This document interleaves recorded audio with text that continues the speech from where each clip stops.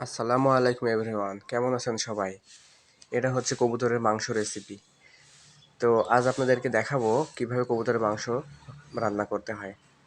তো চলুন আর দেরি না করে শুরু করা যাক। তো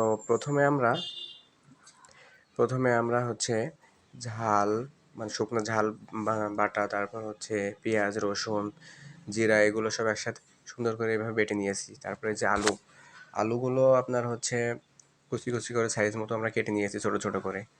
তারপর এই যে এখানে সামান্য তেল নিলাম, 50 গ্রাম মতো তেল। তো তেলের উপরে আমরা 3-4টা এলাচ দানা দিয়ে দিলাম। তেলটা সামান্য গরম হওয়ার পরে আমরা তেজপাতা দিয়ে দিব।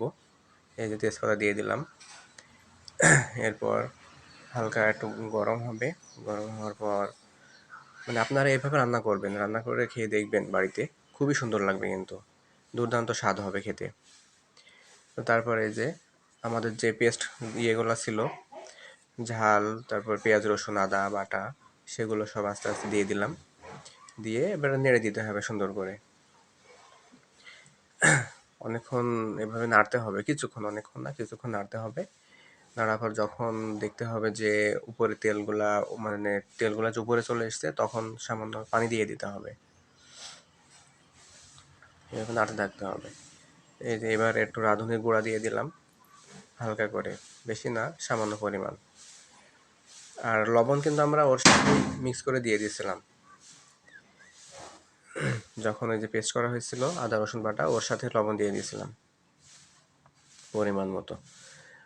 তো এভাবে কিছুক্ষণ রাখার পরে হলুদ দিয়ে দিলাম। হলুদ দিয়ে কিছুক্ষণ আবার নেড়ে দিলাম। এভাবে সুন্দর করে নাড়তে হবে, যাতে নিচে লেগে না যায়, বারবার নাড়তে হবে কিন্তু।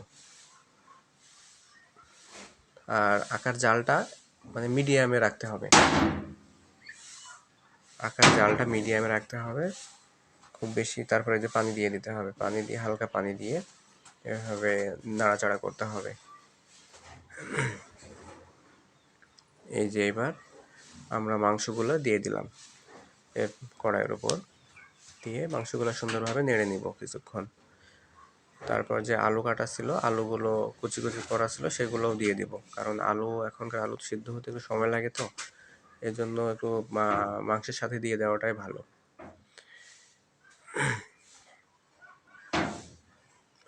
এই যে আলুগুলো এবার আমরা দিয়ে দিলাম। দেওয়ার পর সুন্দরভাবে নেড়ে দিতে হবে। মানে একে বলে, গ্রামে বলে কষানো আর কি। আলু মাংস একসাথে কষিয়ে নেওয়া হচ্ছে। সুন্দরভাবে কষানোর পরে মানে অনেকক্ষণ, প্রায় 10 মিনিট 12 মিনিট ধরে মানে এভাবে কষাতে হবে আর কি। কষানোর পরে মানে যতটুকু মানে ঝোল রাখবেন মাংসে, ততটুকু একটু সামান্য, মানে খুব বেশি না, পরিমাণ মতো পানি দিয়ে দিলে তারপর ঢাকনা দিয়ে ঢেকে দিতে হবে। তো এভাবে অনেকক্ষণ নাড়ার পরে মানে যখন দেখবেন যে শুকনো শুকনো ভাব হয়ে গেছে, তখন পানি দিতে হবে। আমরা এখন কিছুক্ষণ নাড়তে থাকবো। তো গাইস, যদি মানে মাংসটা এভাবে রান্না করবেন আপনার বাড়িতে, যদি ভালো লাগে অবশ্যই জানাবেন। নেক্সট আপনারা কি রান্না দেখতে চান, সেটা আমরা রান্না করে অবশ্যই আপনাদেরকে দেখাবো। এভাবে একবার রান্না করে খেয়ে দেখবেন, অনেক স্বাদ লাগবে, অনেক টেস্টি হবে। আর কবুতরের মাংস তো মানে শরীরের জন্য অনেক ভালো।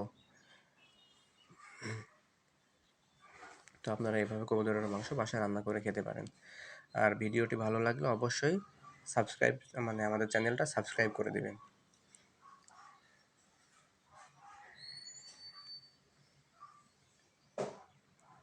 তো গাইস, এভাবে আপনারা মানে নাড়তে থাকবেন। আর এই সময় জালটা মানে মিডিয়ামে রাখবেন, খুব বেশি জাল মানে জোরে জাল দেওয়ার দরকার নাই। আমরা তো গ্যাসে না, এটা হচ্ছে মানে মাটির চুলায় খড়ি দিয়ে রান্না করা হচ্ছে। এই যে সামান্য পরিমাণ পানি আপনি এভাবে দিয়ে দিবেন। দেওয়ার পরে এটা মানে কিছুক্ষণ নাড়াচাড়া করে আপনি ঢেকে দিবেন, এই 8-10 মিনিট মতো। 8-10 মিনিট ঢেকে দিবেন।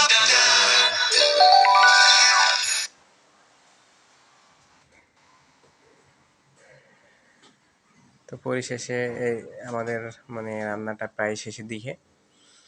তো আমরা লবণ টবণ সব কিছু ঠিক আছে, চেক করে নিছি। এই যে দেখুন কালারটা কত সুন্দর হয়েছে, জোশ একটা কালার। ভিডিওটি বড় করলাম না, শর্ট করেই করলাম।